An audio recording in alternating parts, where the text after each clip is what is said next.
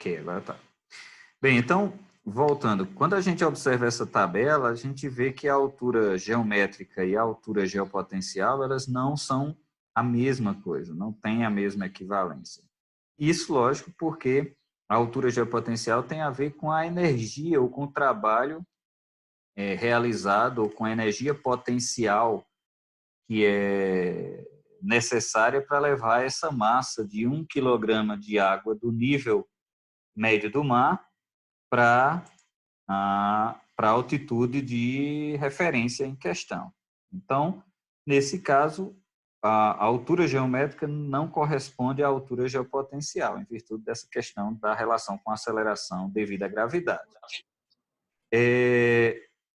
E aí, eu estou apresentando essa... Eu acho que tem um microfone, tá dando microfonia para mim. Deixa eu fechar o microfone de alguém aqui. Vocês estão todos os microfones fechados? Né? Eu estou ouvindo a minha voz retornando para mim. Por favor, feche. Acho que é o Nildo. Deixa eu fechar aqui, sem problema. Já fechado. Já fechei. Beleza, já fechei aqui. Então, nessa figurinha que vocês estão vendo aí, essa imagem, ela é uma imagem do geopotencial. É uma imagem antiga, mas é uma das imagens que o pessoal que está trabalhando com previsão de tempo, eles podem utilizar. Isso aqui no nível de 500 hectopascais, né? Nível de pressão de 500 hectopascais. E a questão da energia, ou seja, da altura geopotencial, que vai dizer quanto de energia tem disponível aí, ou seja, energia potencial para que você tenha esse movimento vertical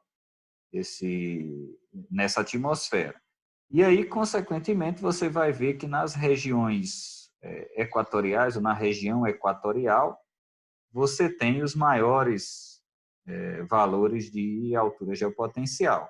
Por quê? Porque, lógico, você tem muito mais disponibilidade de energia para elevar essa massa verticalmente do nível médio do mar para aquela altura em questão que você está tratando. Então, a altura geopotencial ela é também monitorada diariamente e levada em consideração pelos os meteorologistas. Bem, então, baseado nisso, vamos falar um pouquinho sobre a pressão sobre um fluido em repouso, porque no fundo esse tópico é para a gente chegar na equação da hidrostática. Então vamos lá, pressão sobre um fluido em repouso, né? Vocês já conhecem, né, essa equação, aqui é somente para a gente relembrar, então vai ser bastante breve. A gente vai parar nessa, quando a gente chegar à equação da hidrostática, a gente para a nossa aula de hoje.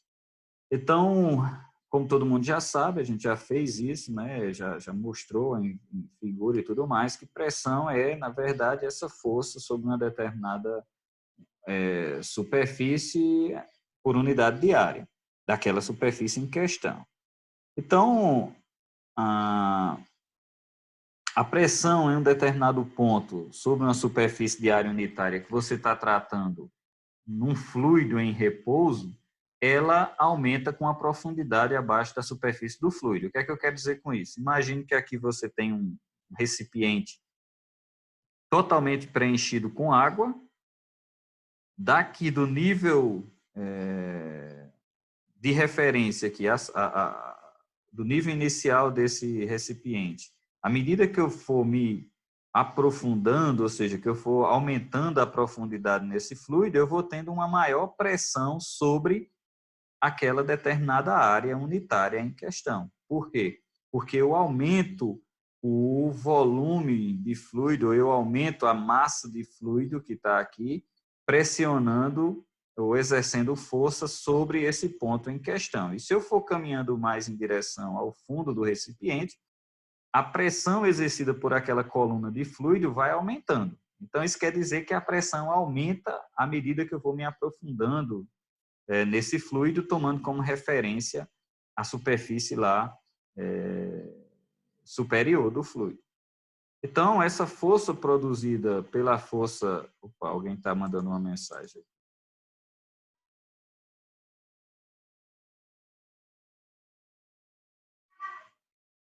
Ok, os caras estão acompanhando aí o Delcio escreveu a altura geopotencial é outro nome para a medida de geopotencial do campo gravitacional da Terra em um dado ponto.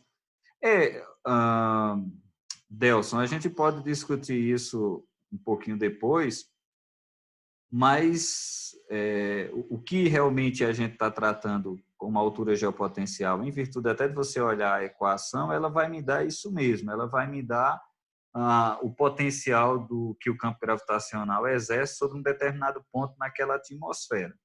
Isso, lógico, vai variar de região para região, como a gente já viu, porque a gravidade efetiva ela muda a depender da altitude e a depender da latitude, ok? Mas a gente pode discutir isso um pouco mais. Então, vamos lá. Então, nesse caso, você tem esse recipiente, você tem uma área unitária que tem um determinado volume de fluido aqui e uma determinada profundidade. Então, a força que vai ser produzida por essa determinada massa de fluido sobre um determinado ponto, ela pode ser obtida e é esse o nosso objetivo, né? Então, primeiro, vamos definir algumas coisas aqui. Vamos definir a densidade. Densidade, o volume específico, mas aqui vamos chamar de densidade, porque a gente está tratando desse fluido específico aqui. Então, a densidade é massa sobre volume. Isso indica que a minha massa é a densidade vezes o volume. Volume, nós já sabemos, olhando por uma figura desse tipo, que vai ser a altura dele pela área em questão. Então, vai ser o meu H, que é a profundidade, a altura, vezes a área em questão da figura geométrica retratada aqui. Então, como eu estou chamando de área unitária, então a área aqui seria de 1 metro quadrado, vamos assim dizer, que é a área unitária. Então, seria a minha área representada aqui, eu vou substituir por 1, que vai me dar que o volume vai ser relacionado diretamente à profundidade do fluido, ou do recipiente em questão, que está preenchido por fluido. Então, se eu substituir quem é volume aqui, né, volume na minha equação 4 anterior, onde tem o volume, eu vou substituir por H. Então, minha equação vai ficar massa vai ser igual a ρV, só que V aqui eu vou chamar de H, que é a minha profundidade. Então, vamos lá. Então, se eu chamo F, né, o peso daquela coluna de fluido, e aí pode ser água, pode ser ar, pode ser um gás qualquer, mas como a gente está tratando de atmosfera, a gente vai chamar coluna de ar. Então, o fluido em questão é o ar que compõe o que está preenchendo aquele determinado volume. Então, o peso exercido por uma coluna de ar, eu vou chamar de F. E, lógico, ele está relacionado com a gravidade daquela localidade em questão, ou seja, da gravidade que está sobre aquela determinada superfície. Então, G, sendo assumido constante em um determinado ponto da superfície terrestre, eu posso escrever que a minha força ou o meu peso exercido, que eu estou chamando aqui de F, ele é a massa em questão vezes a gravidade daquele ponto que eu vou considerar constante. Então, como eu sei que massa, o slide anterior, é ρh, eu posso reescrever minha equação como sendo massa, ρh, vezes g. Então, a minha força-peso é ρgh. Então, a gente viu que a minha força exercida por uma determinada unidade de área em questão pode ser a minha pressão, porque pressão é força por unidade de área. Como eu estou considerando uma unidade de área, eu posso dizer que no lugar de F, eu posso representar por P, porque P é força por unidade de área. E a minha força aqui seria a força peso. Então, se eu substituir na minha equação, eu tenho P, que é a pressão exercida por unidade de área, igual a ρgh, onde esse H é, na verdade, a profundidade abaixo do topo da atmosfera. Então, eu tenho a minha atmosfera que é aquela coluna de ar em questão, e a profundidade abaixo do topo da atmosfera vai ser o H que aparece aí. Se você olhar na figurinha anterior, tem essa coluna que vai... Você... Aula assim ao vivo em casa ainda tem a interferência das crias. Mas voltando. Então, eu tenho a pressão vai ser ρGH, ou seja, a pressão, ou seja, força por unidade de área, que é, na verdade, a força exercida, é o peso que aquela coluna de ar exerce sobre aquela determinada área. Vamos tomar como referência a superfície terrestre, mas pode ser qualquer nível dessa atmosfera.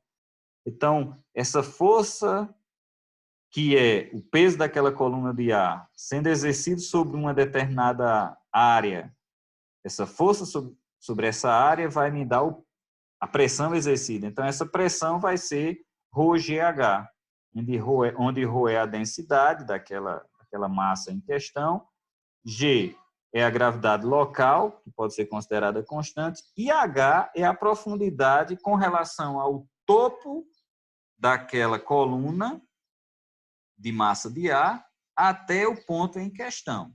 Como eu estou considerando a atmosfera, então H vai ser a profundidade abaixo do topo da atmosfera.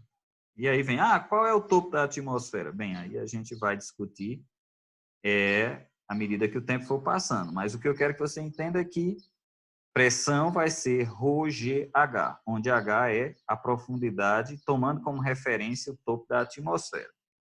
Então, tanto o G quanto o P, ou seja, tanto a gravidade como a pressão, elas variam com a altitude. A gente já viu isso. Dessa forma, a gente só vai poder aplicar essa equação 7 para camadas atmosféricas de pequena espessura. Porque se eu considerar uma espessura muito grande, dentro da mesma camada eu posso ter uma variação de pressão e de gravidade muito grande.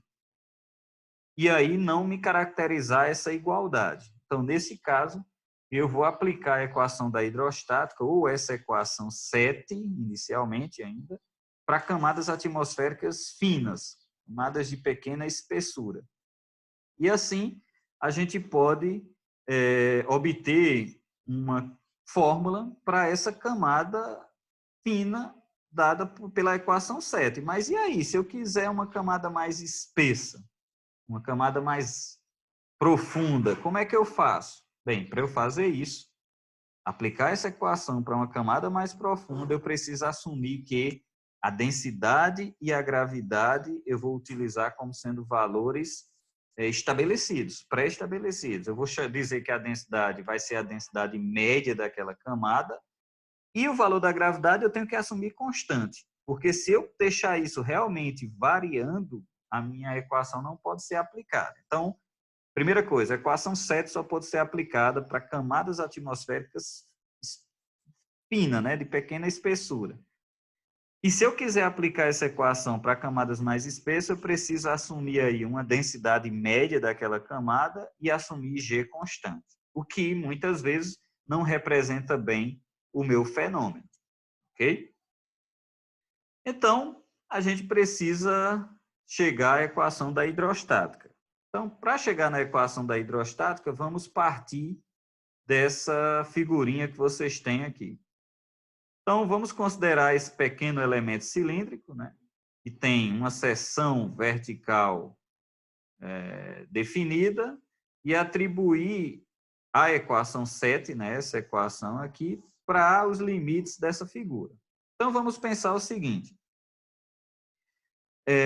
Se eu pegar aqui a pressão em diferentes níveis, eu posso ter o seguinte, veja só, aqui eu tenho, daqui para cá, a profundidade que eu chamei de profundidade H1, profundidade 1.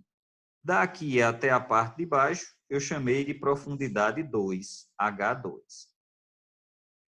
Então, veja, se eu quiser saber a pressão em diferentes níveis dessa amostra aqui, veja que aqui embaixo eu tenho uma referência. Esse é o meu nível de referência. Vamos dizer que seria a superfície. E essa aqui seria uma camada na atmosfera, ou um cilindro, uma camada cilíndrica na atmosfera em composta por duas camadas. É uma representação esquemática em que eu teria duas camadas aqui, e antes de chegar à camada de superfície. Mas veja, então, daqui para cá eu tenho a profundidade 1, assumindo isso aqui sendo o topo. Daqui para cá eu tenho a profundidade 2. Isso quer dizer que nesse nível aqui, intermediário, eu tenho a pressão 1, que essa coluna de A exerce nessa área unitária.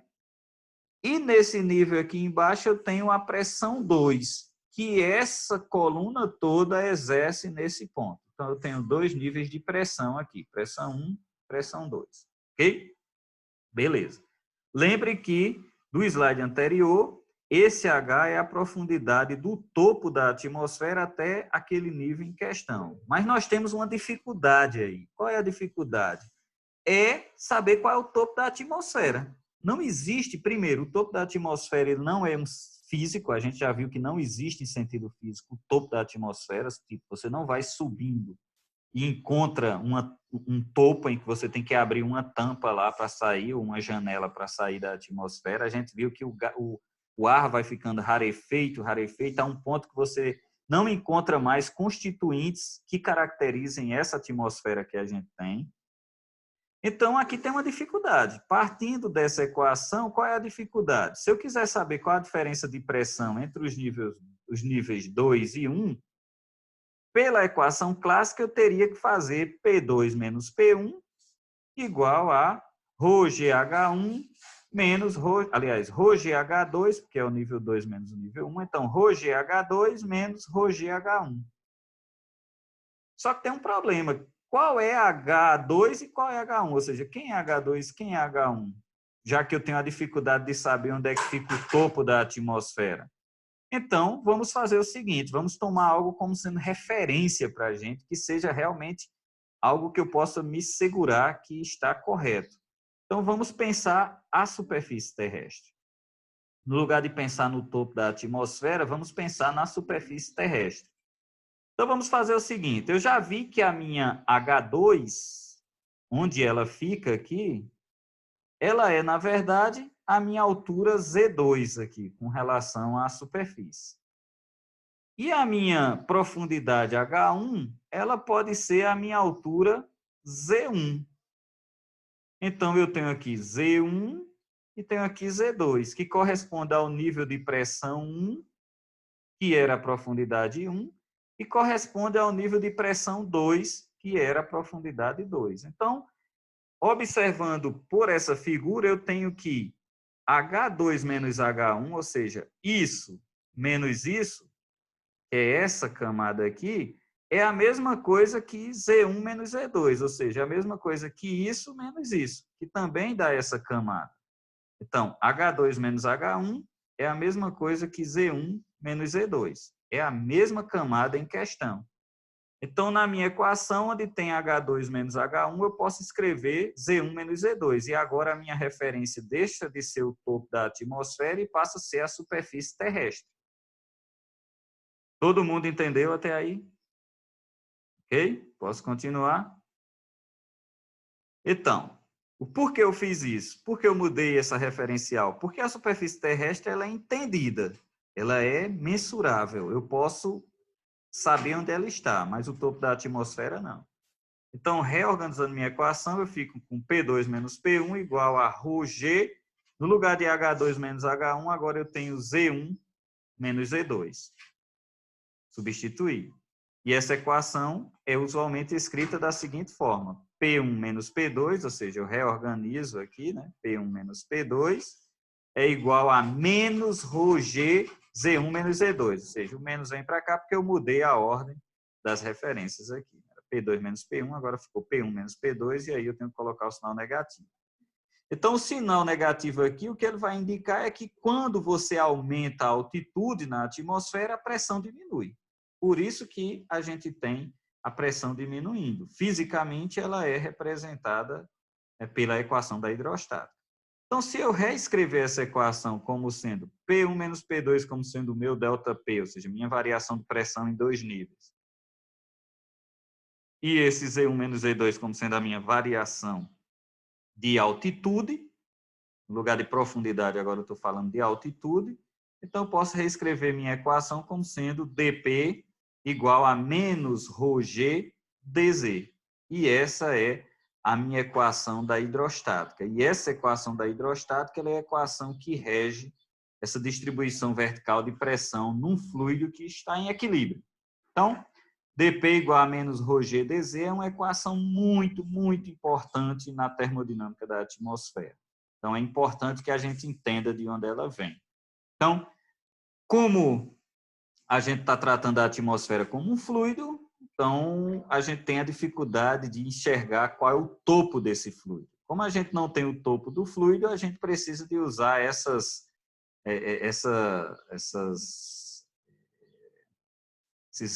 entendimentos da matemática, da geometria, que nos ajuda a fazer essa mudança de referencial e, consequentemente, a gente poder pegar uma equação desse tipo e transformar numa equação que esteja em função não da profundidade, mas agora da altitude, para que a gente possa entender como a pressão em um fluido em equilíbrio ele é regida verticalmente. Então, para eu saber qual é a pressão em um determinado nível, eu preciso saber qual é a altitude em questão e, logicamente, a densidade e a gravidade naquele ponto. E com isso eu tenho a variação de pressão com a altitude, que é a famosa equação da hidrostática. Ok? Bem, mas na atmosfera real, né? Na atmosfera real a gente sabe que a pressão ela não varia apenas na direção vertical. A gente pode verificar a variação de pressão também na escala horizontal, mesmo que sendo uma variação menor, mas existe uma variação na horizontal. E aí a gente, para poder tratar melhor isso do ponto de vista matemático, a gente tem que trabalhar com diferenciais parciais, né? Então, a gente sabe que não só varia na vertical, varia também na horizontal, mas se você quiser observar a horizontal em si, você vai ter que trabalhar aí com, aliás, a vertical em si, você vai ter que trabalhar com ΔP igual a menos ρg ΔZ, porque essa sim é a variação na vertical. A variação na horizontal ela é muito pequena comparada à variação na vertical, mas ela existe. Então, a gente também não pode assumir que ela não é considerável e a gente vai ver em outras questões. Mas agora eu quero que a gente se prenda a essa equação específica. Então, fechando, a gente viu isso aqui, a equação da hidrostática. Então, para fechar o conteúdo da aula de hoje, eu queria fechar com equilíbrio hidrostático, que é extremamente importante na meteorologia. Ou seja, na verdade, mesmo sendo uma aproximação, ela é uma das melhores aproximações que existe na meteorologia do ponto de vista teórico, porque ela pode ser aplicada com muita segurança a basicamente todos os fenômenos meteorológicos. Ele só não é aplicado aqui, essa equação só não é aplicada para aqueles fenômenos que têm uma velocidade vertical muito grande, né, que a parcela chega a acelerar muito verticalmente, como é o caso de tornados e furacões. Mas, no geral, os demais fenômenos meteorológicos eles podem ser regidos por essa equação do equilíbrio hidrostático, que é essa equação anterior aqui. Ó. O que eu fiz foi simplesmente isolar a gravidade. Ou seja, o que é força gravitacional de um lado, o que é força gradiente de pressão ou empuxo do outro lado. Então, o que é que isso quer dizer? Na verdade, o que essa equação quer dizer é que a gravidade atua puxando uma determinada massa em direção ao centro de massa da Terra, para baixo, e o gradiente de pressão, por causa da densidade daquela parcela, puxa para cima. Então, o que é que acontece aqui? Gravidade puxa a parcela para baixo, o empuxo puxa para cima. E aí, se os dois estiverem em equilíbrio, a parcela permanece em repouso, em um determinado nível da atmosfera.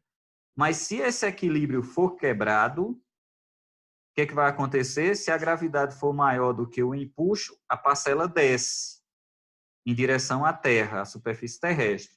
Se o empuxo for maior do que a gravidade, a parcela sobe em direção aos níveis mais elevados da atmosfera. E é isso que vai nos dar movimento vertical na atmosfera, ascendente ou descendente. É quando esse equilíbrio hidrostático ele é quebrado. Quebrando o equilíbrio hidrostático, você tem movimento vertical, quer seja para cima, quer seja para baixo, mas existe. Então, é uma equação extremamente importante na meteorologia, a equação do equilíbrio hidrostático. Ela vai dar uma indicação de movimento vertical na atmosfera, como eles acontecem e qual o mecanismo físico atuante ali para que esse movimento aconteça. Ok? Então, hoje eu quero parar a aula nesse tópico. Não tem como a gente estender muito, é cansativo para todos nós, mas a gente avança bastante. Então, nós tínhamos mais 10 minutos de aula, mas eu vou parar, eu vou parar exatamente no equilíbrio hidrostático e a gente continua na próxima aula a partir desse tópico, ok? Então, a nossa próxima aula, se Deus abençoar, na terça-feira. Espero que todo mundo esteja aí com saúde, todo mundo esteja em paz, para a gente ter aula na próxima semana. E qualquer coisa, qualquer dúvida, pode mandar pelo grupo de WhatsApp, ou mandar pelo grupo, ou mandar pessoalmente para mim, se não quiser expor, a questão, pode mandar diretamente para mim, ou pode me ligar. Meu número está lá no e-mail que eu mandei para vocês. O meu número de WhatsApp é o meu número pessoal, então vocês podem mandar os questionamentos, caso seja necessário, e a gente vai tentando tirar as dúvidas à medida que a gente for avançando na disciplina. A gente hoje está sem perguntado aqui, sem o nosso mascote, o Arquidi deve estar contando o dinheiro da bolsa. Eu acho que a bolsa já deve ter saído, então ele deve estar contando esse dinheiro. Ou gastando, o dinheiro, pode ser. Mas é isso, pessoal. Então, eu espero que o conteúdo fique claro para vocês. Como eu disse, qualquer dúvida, mandem mensagem para mim ou me liguem. E eu vou mandar já uma lista inicial de exercícios para vocês, que é o que estava faltando. E aí vocês já começam a exercitar esse conteúdo nesses próximos dias. Eu acho que a Rosiane ia falar alguma coisa. Eu ia perguntar se ia mandar os slides para a gente. Eu acabei nem pensando em mandar, porque como está gravado e vocês estão utilizando o vídeo, O vídeo vocês podem parar, podem adiantar, podem voltar, é meio que redundante. Mas se vocês Mas aí quiserem, eu eu queria mais aquela lista dos livros, entendeu? Para ter uma segunda opção de Tá. assunto. Não, eu vou mandar para vocês. Eu vou mandar para vocês esse conteúdo em PDF. Vou mandar lá pelo e-mail. Ou eu coloco aqui no grupo de WhatsApp. Tá ok? Ok. E aí eu já vou mandar junto com a listinha de exercícios que vocês já começam a trabalhar. É simples, só para exercitar mesmo, para vocês não esquecerem. Tá bom? Tá bom. Pois é isso. Então, boa semana para vocês e a gente se fala. Qualquer coisa que vocês precisarem, entre em contato, tá bom? Valeu. Tchau vocês.